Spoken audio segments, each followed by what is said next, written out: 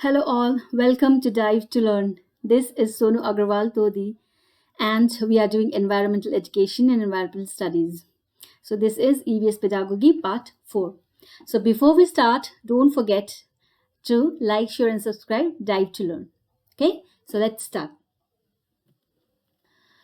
Today we'll be doing concepts of EVS and integrated environmental studies.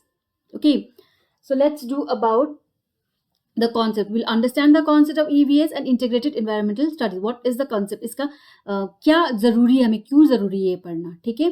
So first of all we have done environmental studies का मतलब क्या है, ये किस चीज को बोला जाता है, ये हम लोगों ने पहले वीडियो में भी किया हुआ है, लेकिन अभी एक थोड़ा सा रिवीजन करवा देती हूँ जल्दी से, so that you will have a recall of the content. Okay, so concept of environmental studies. The environment consist of the sum of all the physical and biological factors that directly influence the survival, growth, development and reproduction of organisms. जैसे हमने पहले भी पढ़ा था, है ना, environment क्या चीज से बना होता है, सारे फिजिकल और बायोलॉजिकल फैक्टर्स मिलके बनते हैं जिससे कि सर्वाइवल हो, ग्रोथ, डेवलपमेंट, रिप्रोडक्शन हो सके, right. On the basis of the component of environment is divided into two parts. तो दो पार्ट में डिवाइडेड है एनवायरनमेंट, हमें पता है वो फिजिकल एंड बायोलॉजिकल.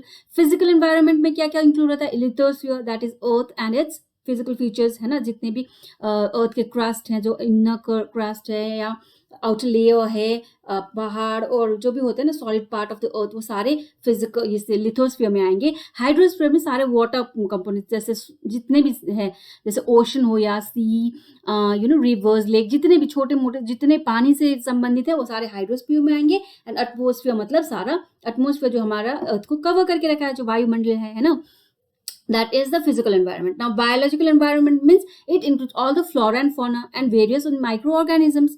जितने भी एनिमल किंगडम है, प्लांट किंगडम है, वेरियस जो माइक्रो ऑर्गेनिजम्स है, वो सारे मिलकर क्या बनाते हैं, हमारा बायोलॉजिकल एनवायरनमेंट. और ये फिजिकल और बायोलॉजिकल एनवायरनमेंट दोनों मिलकर क्या बनाते हैं, हमारा एनवायरनमेंट बनाते हैं, right. So what is environment according to Douglas and Holland. हमने पहले भी ये डेफिनेशन लिया था, अभी वापस बता रही हूँ. Environment is aggregate of all the external force, influences and the condition which affect the life, nature, behavior, the growth, development and maturity of a living organism. तो environment क्या है, सारी चीज वो सारा include है, जो सारे forces include है, जो external भी है, internal भी है, सारे include करके जो एक organism को उसके लाइफ को, उसके नेचर को, उसके बिहेवियर, ग्रोथ, डेवलपमेंट को अफेक्ट कर सकता है, उस क्या बोलते हैं एनवायरनमेंट, उस कवरिंग या उस सिचुएशन को हम लोग क्या बोलेंगे, उसको हम लोग एनवायरनमेंट बोलते हैं. Okay, now scopes of environmental studies, ये भी हम लोगों ने पहले किया था, लेकिन यहाँ पे पॉइंट वाइज मैं आपको दे रही हूँ. Environmental study is an integrative subject because it covers all features of physical as well as biological environment in its relation with so many subjects and realms make its scope wider. It can be applied in the following realms. तो इसका integrative study है, मतलब ये environmental study में mix होता है. Okay, क्या mix है, फिजिकल, बायोलॉजिकल, सोशल, सारे चीज मिक्स होके ये एनवायरमेंटल स्टडी बना हुआ है. Okay, and what is the nature, natural resources sustention and environmental management, क्या क्या होता है ये हम लोग यहाँ पे देखेंगे. सो what is this EVS help us, हमें ईवीएस क्या चीज के लिए हेल्प करता है. EVS helps us in managing wild life, forest, natural resources. तो ये हमें बता रहे हैं ईवीएस की स्टडी हमें करने क्यों जरूरी है, व्हाट आर द स्कोप्स, हमें क्या फायदा है ईवीएस की स्टडीज करके, या बच्चों को पढ़ा के हम लोग क्या उन लोगों को क्या शिक्षा दे सकते हैं. तो बच्चों को हम लोग क्या बता सकते हैं, वो लोग कैसे मैनेज करते हैं, वाइल्ड लाइफ के बारे में, फॉरेस्ट के बारे में, नेचुरल रिसोर्सेज जो है हमारे, उनके बारे में बता सकते हैं. Okay, and then EVS also provides the solution to various problems like pollutions and decrease of natural resources. जो भी problems related हमारे environment में जितने भी problems है, pollution के हो चाहे जो natural resources घटते जा रहे हो हमारे, इन सब का problem का solution भी बताता है. ठीक है, कैसे मैनेज करना है ये तो बताएगा ईवीएस, लेकिन वो हमें solution भी बता रहा है. ठीक है, and then comes is EVS also helps an environmental scientist working for ecological balance, conservation of biodiversity as well as protection and regulation of natural resources. तो ये सिर्फ बच्चों के लिए नहीं काम का, सिर्फ बच्चों में काम आएगा ऐसा नहीं है, साइंटिस्ट को भी बहुत काम, एनवायरमेंटल साइंटिस्ट जो है उन्हें भी बहुत मदद मिलती है ईवीएस की स्टडीज से. क्या चीज़ में मदद मिलती है, जब वो लोग इकोलॉजिकल बैलेंस के बारे में कोई रिसर्च कर रहे हो या कंजर्वेशन ऑफ बायोडाइवर्सिटी कर रहे हो, मतलब बायोडाइवर्सिटी में कैसे कंजर्व कर सके, जैसे फॉरेस्ट हो गया या प्लांट्स एंड एनिमल्स हो गया, उन लोगों को कैसे कंजर्व करना चाहिए, कैसे प्रोटेक्ट करना चाहिए, कैसे उन लोगों को लुप्त होने नहीं देना चाहिए, ये सब चीज़ भी हम लोग ईवीएस की स्टडी के थ्रू जान सकते हैं. Okay, as well as protection and regulation of natural resources जो हमें प्रकृति से मिल रहे हैं, जो संसाधन, उन्हें कैसे प्रोटेक्ट करेंगे हम, उन्हें कैसे रेगुलेट करेंगे, उन्हें कैसे मिसयूज नहीं करें, ये सब चीज़ भी आपको ईवीएस में ही पता चलेगी. इसीलिए ये इसका स्टडीज बहुत इंपॉर्टेंट है और बच्चों को छोटे ही क्लासेस से हमें ईवीएस का ज्ञान देना बहुत जरूरी होता है. Okay, now come scopes of EVS in industries. इसमें हम लोगों ने पढ़ा था कि ये नेचुरल रिसोर्सेज के लिए एंड एनवायरमेंटल मैनेजमेंट के लिए ईवीएस का क्या महत्वपूर्ण है, तो ये पॉइंट्स थे. अब आ रहा है हमारा scopes of EVS in industries में ईवीएस का क्या रोल है. Okay, then here it comes is industrialization has affected our environment very badly. अब हमें सबको पता है ना, इंडस्ट्रीज हमारे एनवायरनमेंट को कितना इफेक्ट कर रहा है, बैड इफेक्शन भी है ना. So to protect our environment from further degradation, there is a need to adopt an environmentally friendly process and technology. तो इंडस्ट्री से जितने भी धुआं निकलते हैं या गंदा पानी निकलता है, इससे हमारा क्या हो रहा है, एनवायरनमेंट खराब हो रहा है, राइट. सो हमें इन ईवीएस की स्टडीज के थ्रू हम लोग ये शिक्षा प्राप्त कर सकते हैं कि कैसे हम अपने एनवायरनमेंट को प्रोटेक्ट कर सकें, कैसे वो जो पोल्यूशन करवा रहा है इंडस्ट्री, उसको हम लोग रोकथाम कर सकें. इन सब चीज़ों का ज्ञान हमें यहाँ से मिलता है. Okay, then next is in this innovational field of technology, biotechnology has shown good promises. Biotechnology ने भी इस इनोवेटिव फील्ड में हमें क्या चीज़ किया, बहुत सारे ऐसे पॉइंट्स, ऐसी जगह पे हमें बताया गया, हमें इसे सिखाया गया, हमें ये दिखा रहे हैं कि एवीएस के थ्रू हम लोग बायोटेक्नोलॉजी से भी हम लोग इस फील्ड में, इनोवेटिव फील्ड में हम लोग बहुत कुछ आगे कर सकते हैं. ठीक है, biotechnology is helpful in other avenues of environmental sciences. अब बायोटेक्नोलॉजी मतलब क्या है, जो ये है ना जैसे इलेक्ट्रिसिटी, सोलर एनर्जी हुआ, विंड एनर्जी, इन सब चीज़ों को भी बोला जाएगा. ठीक है, तो इनसे क्या होता है, पोल्यूशन तो होगा नहीं और बहुत कॉस्ट इफेक्टिव होता है. तो इस वजह से ये बहुत प्रॉमिसिंग है, क्योंकि एक तो कॉस्ट इफेक्टिव है, मतलब कम खर्चा में हो जाएगा और पोल्यूशन भी नहीं हो रहा, एनवायरनमेंट को भी फायदा कर रहा है. तो ये सब प्रॉमिसेस शो करता है बायोटेक्नोलॉजी. और खाली पढ़ाई के लिए नहीं, बहुत सारे अदर एनवायरमेंटल साइंसेस में भी ये बहुत स्कोप दिखा रहा है बायोटेक्नोलॉजी. ठीक है, now scopes in research and development. अब रिसर्च एंड डेवलपमेंट में क्या मदद कर रहा है EVS. Various research works are accepted in the field of environmental studies. Environmental studies के फील्ड में कई सारे रिसर्च किए जा रहे हैं, कई सारे रिसर्चेस हो रहे हैं जिसे environmental studies के फील्ड में एक्सेप्ट किया जा रहा है. Okay, researchers are being done to control pollution. Researchers are being done to control pollution, to counter global warming, reducing of greenhouse gases, and adoption of endless energy sources. तो क्या research हो रहा है, तो इसमें मतलब क्या रिसर्च हुआ एनवायरमेंटल स्टडीज के अंदर. तो रिसर्च क्या हुआ है, पोल्यूशन कैसे कंट्रोल करना है, ग्लोबल वार्मिंग कैसे कंट्रोल करना है, reducing of green house gases, जो जहरीली गैसेज होते हैं उनको कैसे रिड्यूस करेंगे हम, और adoption of endless energy sources. Energy जो सोर्स है उसको एंडलेस मतलब हमारे पास इतना पर्याप्त मात्रा में हो, वो कैसे अडॉप्ट करेंगे, वो किस तरीके से हम कर पाएंगे, ये सब चीज़ों का रिसर्च भी हमें ईवीएस की मदद से, ईवीएस की स्टडीज की मदद से हो रही है. ठीक है, next is scope in human health and sanitization. अब ह्यूमन हेल्थ एंड सैनिटाइजेशन में भी इसका स्कोप बहुत बड़ा है. क्या क्या होता है इसमें, sanitization is necessary for health and diseases.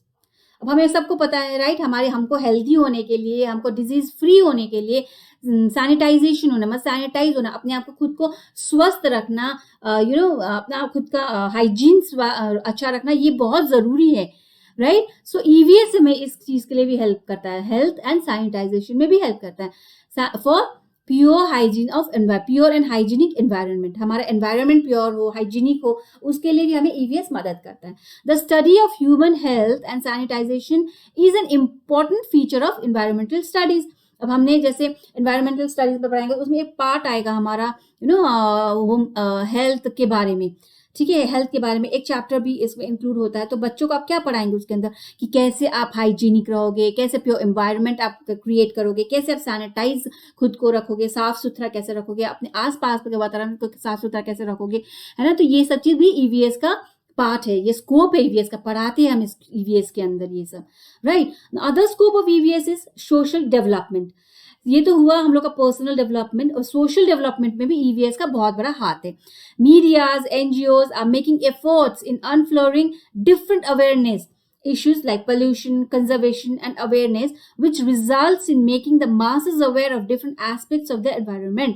मतलब ये मीडियाज है, एनजीओज है, ये क्या कर रहे हैं, ये ऐसे ऐसे कार्यक्रम सामने लेके आ रहे हैं जिससे लोगों को ये पता चले कि पोल्यूशन कैसे कम करना है, हमें पोल्यूशन होने से हमें क्या फायदा बेफायदा हो सकता है, क्या क्या हमें नुकसान हो सकते हैं, कंजर्वेशन हमारे लिए क्यों जरूरी है, अवेयरनेस कर रहे हैं, हमारे को ये चेतावनी, हमारे को ये शिक्षा दे रहे हैं कि मतलब हर चीज का ये जो कंजर्व कर रहे हैं या पोल्यूशन हम लोग कम कर रहे हैं तो हमारा फायदा क्या होगा, इससे हमें क्या पोल्यूशन ज्यादा होगी तो हमें नुकसान क्या होगा। ये सब चीज भी ये मीडियाज और एनजीओज हमारे सोशल डेवलपमेंट में हमें फायदा पहुंचाने का काम कर रहे हैं ईवीएस के माध्यम से। Okay, now what is the objective. अभी तक हमने स्कोप्स पढ़ा था, डिफरेंट स्कोप्स क्या था कि हमें सोशल डेवलपमेंट में हेल्प कर रहा है, या हेल्थ एंड सैनिटाइजेशन में हेल्प कर रहा है, इंडस्ट्री में कर रहा है ना। तो ये सब था स्कोप्स, उसके बारे में आपको लिखने को मिलेगा, राइट, लिखना पड़ेगा। जब आपको पूछा जाए कि ईवीएस का स्कोप्स क्या है तो पॉइंट वाइज आपको लिखना पड़ेगा, ये है ना। अब ऑब्जेक्टिव्स क्या है ईवीएस के, क्यों चाहिए, वाई इज इट इम्पोर्टेंट। तो टीचिंग एट प्राइमरी लेवल, मतलब ईवीएस हमें प्राइमरी लेवल से स्टार्ट क्यों करना है। Teaching at primary level allow children to understand the importance of developing good habits in hygiene. सबसे पहले तो हम बच्चों को छोटे बचपन से ही सिखा देंगे कि अपना गुड हैबिट्स बहुत जरूरी है भाई, हमको हाइजीनिक रहना है, गुड हैबिट्स करना है और अपना स्वास्थ्य का ख्याल रखना है, ये हम बच्चों को छोटी सी उम्र से ही सिखा देते हैं, right. Then develop the skill of children to perform the task in an orderly manner, कि भाई कैसे भी कुछ भी मत किया करो, तुम अपना काम मतलब एक ऑर्डरली मैनर में करो। ये भी हम बच्चों को एक ट्रेनिंग करवाते हैं छोटे से बचपन से ही, राइट। जैसे कि आप देखो, सोचो कि आप स्कूल में पढ़ा रहे हो बच्चों का, फर्स्ट क्लास क्या होता है, फर्स्ट में फर्स्ट पीरियड आपका अगर मैथ्स है, सेकंड पीरियड आपका इंग्लिश है, साइंस है, and then they comes a P period, एक गेम्स पीरियड भी होता है बच्चों को। तो बच्चों को उसी अकॉर्डिंगली एक ऑर्डरली मैनर में हम लोग बच्चों को कि पढ़ाई लिखाई के साथ साथ जरूरी आपको गेम्स भी है, ये चीज का ज्ञान भी हम लोग दे रहे हैं ना साथ साथ ही। तो ऑर्डरली मैनर में अगर आप कोई भी टास्क करते हो तो बच्चे सीखते हैं, इसीलिए प्राइमरी लेवल में ही ईवीएस सिखाना इंपॉर्टेंट हो गया है। To make them understand simple graphs, flow charts, maps and statistic tables. तो छोटे बचपन से उनको छोटे छोटे चार्ट्स के थ्रू आप बता दोगे कि छोटा सा, अब जैसे एक चार्ट बनाया और आपके पास 10 एप्पल्स है और आपके पास 5 बनानास है, तो आपका ग्राफ कैसे होगा, 10 वाला ऊपर जा रहा होगा और 5 वाला थोड़ा नीचे ग्राफ होगा। तो उससे बच्चे क्या सीखेंगे, अच्छा अगर वो सिंपल चार्ट देखेंगे तो समझ जाएंगे ना कि जो लंबा लाइन होगा उसका मतलब ज्यादा चीज है और छोटा लाइन होगा उसका मतलब कम चीज है उसके अंदर।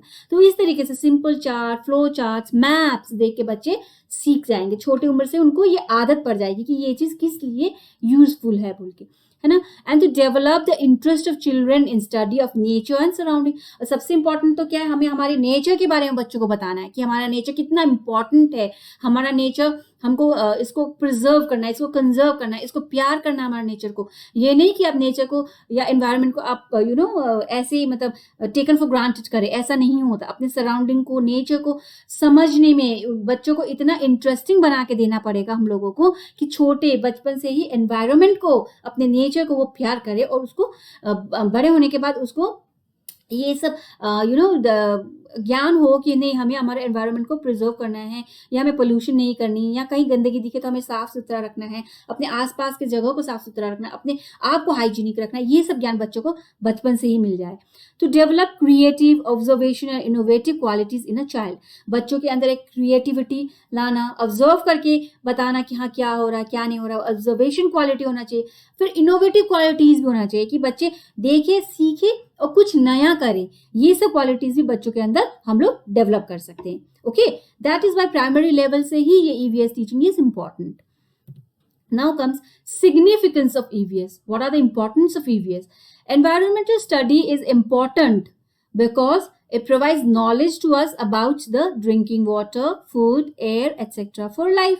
जो हमारे लाइफ के लिए एसेंशियल्स है, जैसे वाटर, फूड, एयर, इसका नॉलेज हमें कहाँ से मिलता है? हमें इन्वायरमेंटल स्टडीज से मिलता है. Okay, it helps to conserve the ecological balance by providing fundamental knowledge of the environmental system. हमारे इकोलॉजिकल बैलेंस को भी बैलेंस करने के लिए, कंजर्व करने के लिए हमें ज्ञान कहाँ से मिलेगा? हमें फंडामेंटल, एक बेसिक ज्ञान भी हमें कहाँ से मिल रहा है? एनवायरमेंटल स्टडी ही दे रहा है. इसीलिए एनवायरमेंटल स्टडी बहुत सिग्निफिकेंट है. It provides necessary skills to raise the questions and to obtain answers to some of the problems our planet is facing. है ना? तो बच्चों में हम लोग ज्ञान भरेंगे, एनवायरनमेंट को प्यार करो, एनवायरनमेंट को आप सुरक्षित रखो, पोल्यूशन मत करो, तो बच्चों के अंदर जो भी क्वेश्चंस आएंगे ना, जैसे कि ये पोल्यूशन कहाँ से हो रहा है, हमें कैसे इसको रोकथाम करना है, या ट्री काट रहे हैं लोग, डिफॉरेस्टेशन कर रहे हैं, तो उसको रोकथाम कैसे करना, बच्चे बचपन से ही सीखते आएंगे, तो हमें क्या पता फ्यूचर में इसका आंसर्स भी मिल जाए. कई सारे आंसर्स जो प्लैनेट अभी फेस कर रहा है, प्रॉब्लम्स जो फेस कर रहा है, उसका आंसर्स भी हमें धीरे धीरे इन बच्चों के स्किल से ही मिल जाए, क्या पता, है ना? तो हम लोग ये डेवलप करते जाएंगे, बच्चों पे इंटरेस्ट डालते जाएंगे, तो सामने हमें आगे फ्यूचर में जब बच्चे अपनी सोसाइटी को कुछ देने लायक होंगे, तब क्या पता हमें हमारे जो प्रॉब्लम्स है प्लैनेट्स का, उसका सोल्यूशन ही मिल जाए, है ना? This study will make the child aware of the environment in an early age. जैसे मैंने पहले बोला, बचपन से ही बच्चे अपने एनवायरनमेंट को पहचानेंगे और उसके लिए बहुत केयरफुल होंगे, प्यार से अपने एनवायरनमेंट को जतन करके रखेंगे, है ना? So he or she can contribute to the society in a worthwhile manner. तो जब वो अपने सोसाइटी को कंट्रीब्यूट करने के लायक होंगे, जब बड़े होंगे, कुछ बन जाएंगे, तो वो लोग क्या करेंगे? अपने एक वर्थफुल मैनर, मतलब एक किसी लायक बन जाएंगे वो लोग, तो अपने आप ही सोसाइटी को वो वापस देंगे, एनवायरनमेंट के नेचर को वो लोग अपने आप ही कंट्रीब्यूट करेंगे, किसी न किसी तरह से वो लोग कंट्रीब्यूट करेंगे. Okay, concepts from EVS can be applied to agriculture and is a sustainable production system and in a sustainable production system. तो EVS का कॉन्सेप्ट हमारे एग्रीकल्चर में भी अप्लाई कर सकते हैं हम लोग, and in a sustainable production system, मतलब एक बहुत लंबा समय तक ये प्रोडक्शन सिस्टम को हेल्प कर सकता है EVS का studies.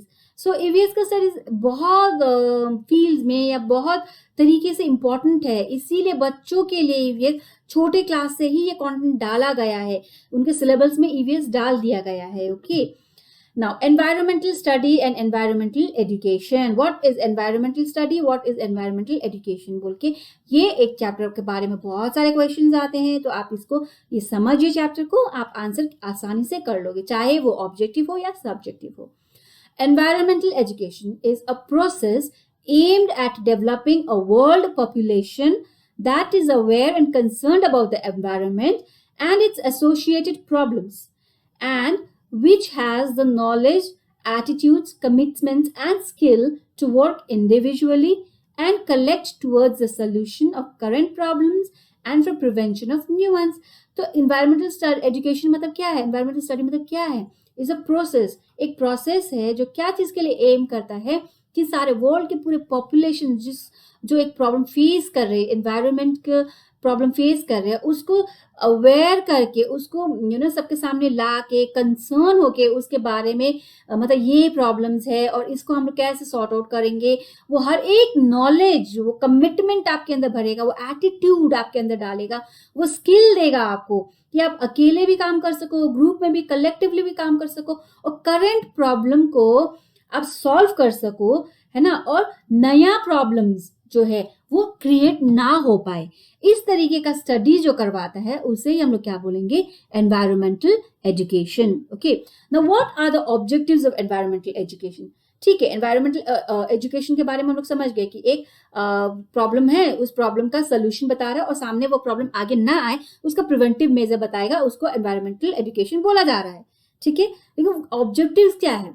Develops the basic knowledge and understanding of the environment and its interrelationship with man. मतलब environment का बेसिक नॉलेज तो हमें देगा ही, अंडरस्टैंडिंग तो हमें देगा ही देगा, लेकिन हम ह्यूमन के साथ इसका एनवायरनमेंट का रिलेशन क्या है ये भी हमें बताएगा, right?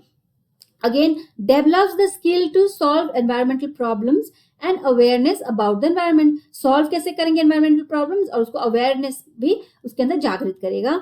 develops the ability to evaluate environmental measures and educational programs.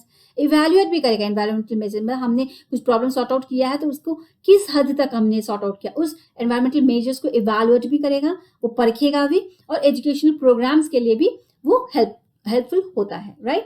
develops a sense of responsibility and urgency towards the environment so as to ensure appropriate actions to solve environmental problem. हमें हमारे responsibility से हमें उसको हमारे aware कराते हैं. Environmental education हमें हमारी रिस्पॉन्सिबिलिटी एनवायरनमेंट के प्रति हमारे क्या रिस्पॉन्सिबिलिटी है वो हमें अवेयर करवाएंगे और साथ ही साथ ये अर्जेंसी भी हमारे लिए एक डेवलप करवाते हैं कि आप कुछ भी प्रॉब्लम हो आप तुरंत उसको सॉल्व करो. इस तरह की अर्जेंसी भी हमें डेवलप करवाते हैं. कौन क्या करवाता है? Environmental education, environmental studies. Okay, now environmental education at primary level. Again environmental education हमारे प्राइमरी लेवल के लिए क्यों जरूरी था, क्यों जरूरी है? The main objective at this stage is to foster inquisitiveness about the world and engage the child in explorative and hands-on activities.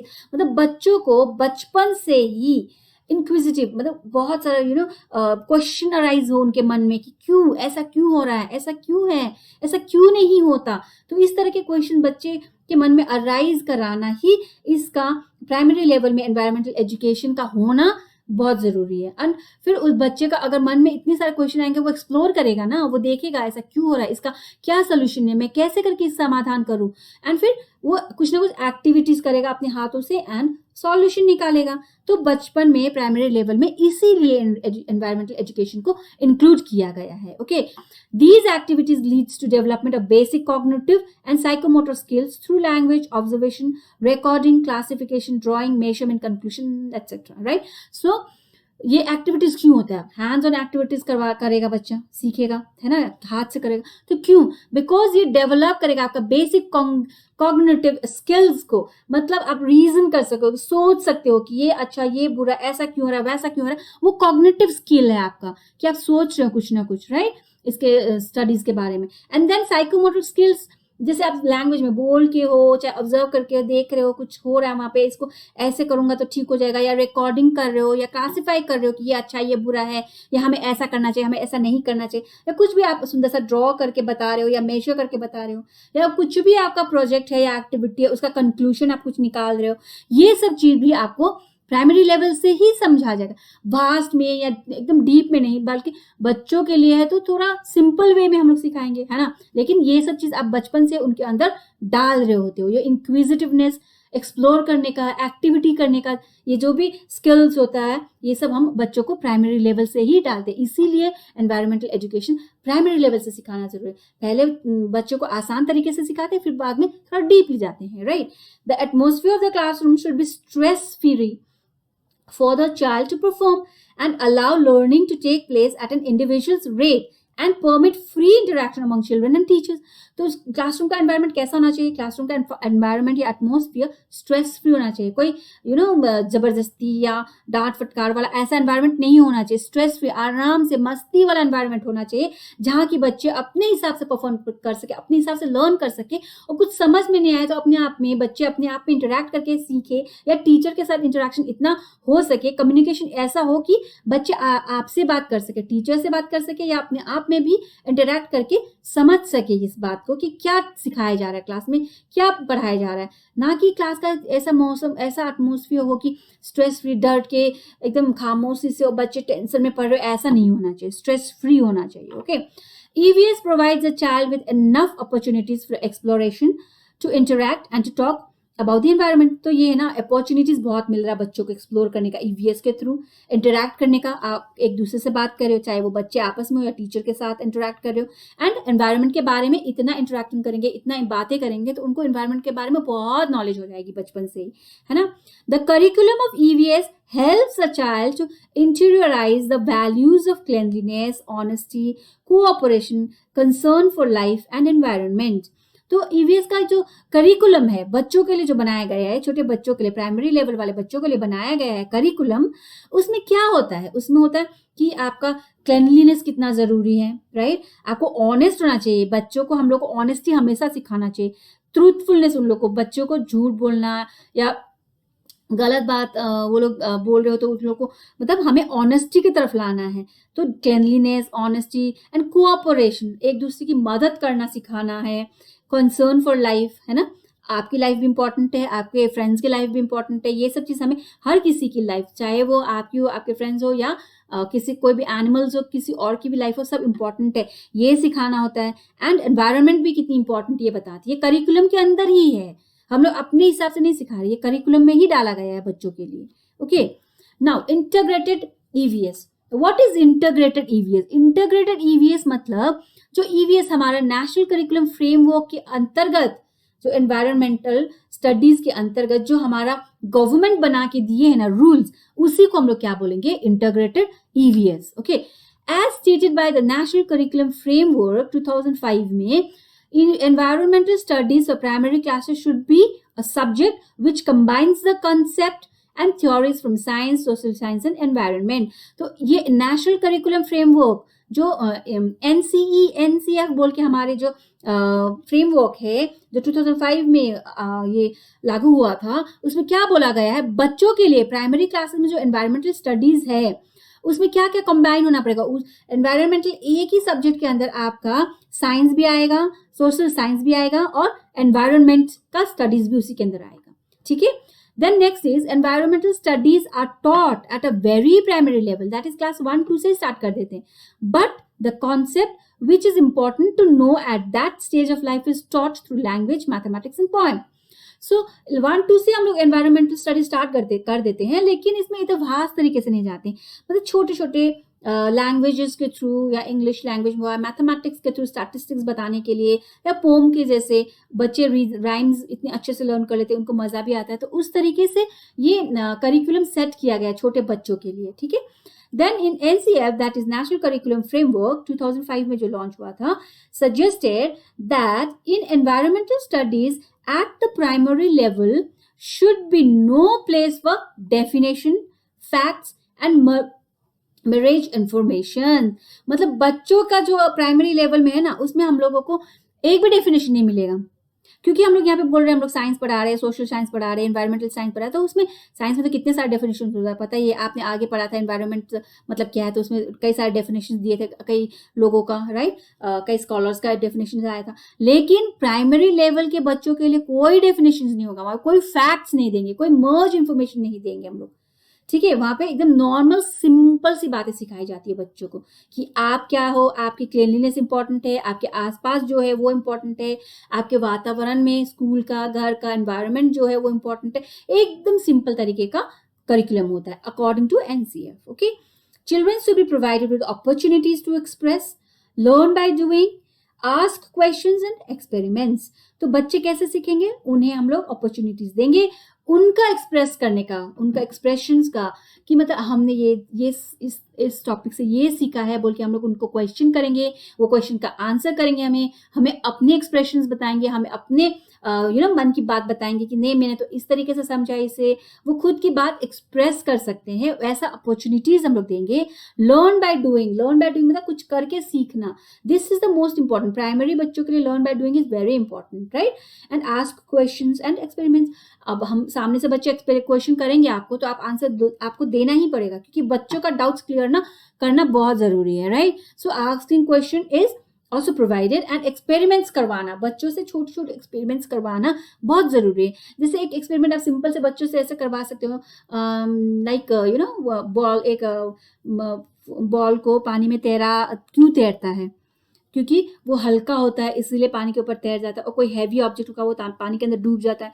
तो इस तरीके का कुछ ना कुछ छोटे मोटे एक्सपेरिमेंट्स आप साइंस से हो या सोशल साइंस या एनवायरनमेंट से रिलेटेड कुछ भी आप करवा सकते हो, या एक्सपेरिमेंट्स इन द सेंस कि आप कोई भी पौधा बच्चों से लगवा दो और उसके ग्रोथ का दिखाओ बच्चों को कि भाई आज हमने पौधा लगाया, इसका एक हफ्ता बाद इसमें ये चीज़ निकल के आया है, या पत्ती निकल के आया, फ्लावर निकल के आया, कुछ भी ऐसा एक्सपेरिमेंट्स करवा सकते हो बच्चों से। तो सिंपल एक्सपेरिमेंट्स जिसमें बच्चों को मजा भी आए और कुछ सीख भी जाए, ऐसा एक्सपेरिमेंट्स हमें करवाना पड़ेगा, right.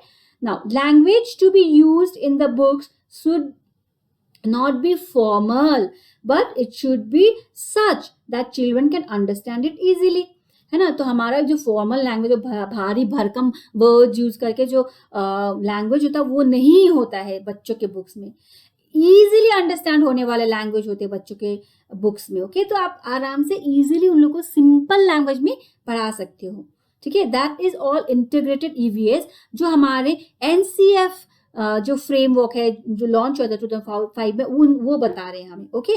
Now the other is EVS books should contain chapters made out of real life incidents, everyday challenges and present day issues related to petrol, fuel, water, forest, protection of animals, pollutions, etc. तो book के अंदर content क्या होगा? Book के अंदर content होगा कि real life में क्या हो रहा है, रियल लाइफ इंसिडेंट के बारे में बताएंगे हम लोग, रियल एवरीडे में चैलेंजेस क्या क्या फेस करना पड़ता है, इस सब चीज़ों के बारे में। तो बच्चों को हम लोग आगे की दुनिया के लिए या आगे की लाइफ के लिए हम लोग उन लोगों को अभी ट्रेनिंग दे रहे हैं, सिखा रहे हैं कि भाई आगे आज से 2 साल बाद, 4 साल बाद, 5 साल बाद जब आप बड़े हो जाओगे तो आप दुनिया ऐसे देखोगे।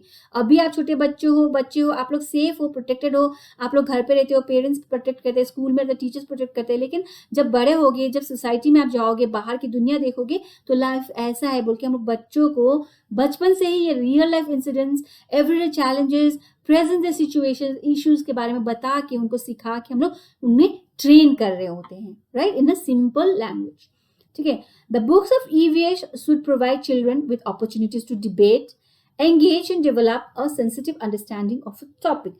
कोई भी टॉपिक के बारे में बच्चे आराम से डिबेट कर सके, यू नो, कोई अगेंस्ट में हो, कोई फॉर में हो, ऐसे डिबेट कर सके बच्चे, आराम से वो कर सके। Engage and develop a sensitive understanding of the topic. अगर टॉपिक बच्चे को समझ में आ रखा है तो बच्चे आराम से डिबेट कर पाएंगे, डिस्कशंस कर पाएंगे कि भाई ऐसा नहीं, ऐसा होता है, या कोई गलत बोल रहा है तो उसको करेक्ट कर पाएंगे।